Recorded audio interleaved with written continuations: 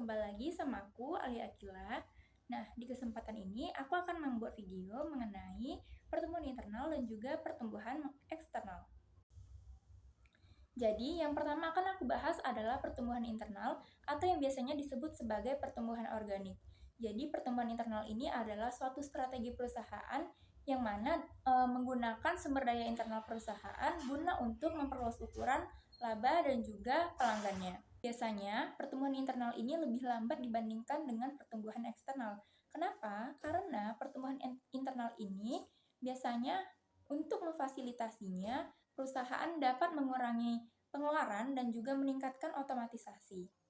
Nah, ada pula jenis-jenis pertumbuhan internal, diantaranya adalah memperluas jangkauan produk, menambah unit baru, membuat produk terkini, dan juga mengembangkan produk-produk baru.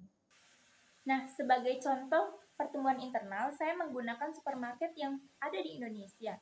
Misalkan, supermarket tersebut sudah dikenal karena kualitasnya, variasinya, layanannya, dan juga penawaran rutin untuk pelanggan tetapnya. Namun, meskipun pendapatan penjualan dan keuntungan supermarket tersebut meningkat setiap tahunnya, tetaplah terjadinya kekurangan modal internal dikarenakan meningkatnya penjualan daring seperti quick home, green kitchen, dan lain-lain yang bisa menjadi ancaman pada supermarket tersebut di masa mendatang. Karena mengingat semakin meningkatnya pendapatan masyarakat yang ada di Indonesia, maka dari itu semakin meningkat pula permintaan masyarakat yang ada di Indonesia mengenai supermarket yang ada di Indonesia.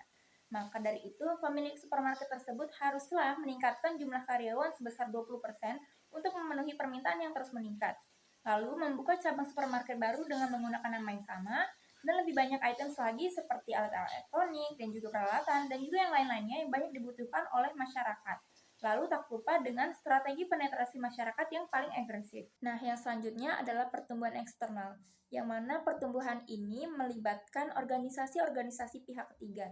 Nah, pertumbuhan eksternal ini dihasilkan oleh adanya pengambil alihan oleh perusahaan lain dan juga penggabungan dengan perusahaan lain. Nah, ada pula dua jenis pertumbuhan eksternal.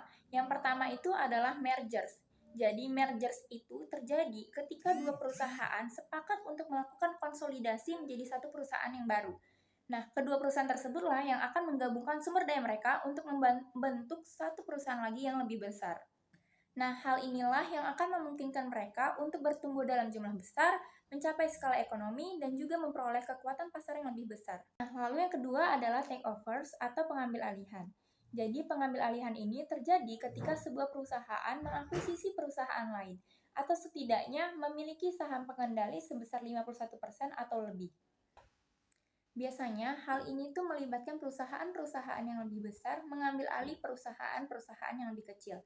Sebagai contoh, Facebook mengakuisisi perusahaan Instagram pada tahun 2012 dengan membayar $1 miliar ketika perusahaan Instagram hanya memiliki 30 juta pengguna. Nah, dari penjelasan tadi dapat kita simpulkan bahwasannya pertumbuhan internal itu terjadi ketika perusahaan meningkatkan kapasitasnya melalui pengembangan sumber daya yang sudah ada.